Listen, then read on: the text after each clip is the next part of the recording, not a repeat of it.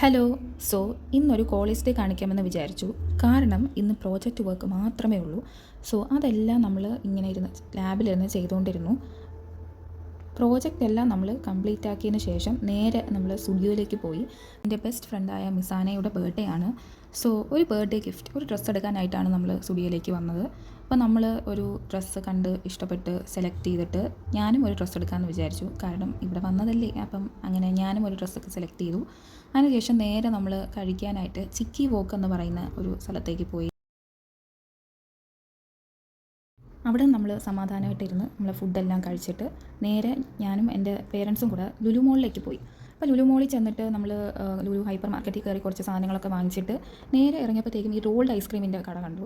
ഈ എല്ലാവരും വീഡിയോ ഇട്ടിരിക്കുന്ന കണ്ടിട്ടുണ്ട് റോൾഡ് ഐസ്ക്രീം കഴിക്കണം. അപ്പോഴത്തേക്കും ഞാൻ വിചാരിക്കുകയായിരുന്നു എനിക്കും കഴിക്കണമെന്ന്. അങ്ങനെ കണ്ടപ്പോൾ നമ്മൾ വാങ്ങി. അപ്പോൾ ഞാൻ ഓർഡർ ചെയ്തത് ഒരു ഫെറാറോ റോഷർ റോൾഡ് ഐസ്ക്രീമാണ്. എൻ്റെ ഫസ്റ്റ് ടൈമായിരുന്നു റോൾഡ് ഐസ്ക്രീം, ബട്ട് അത് അടിപൊളിയായിരുന്നു.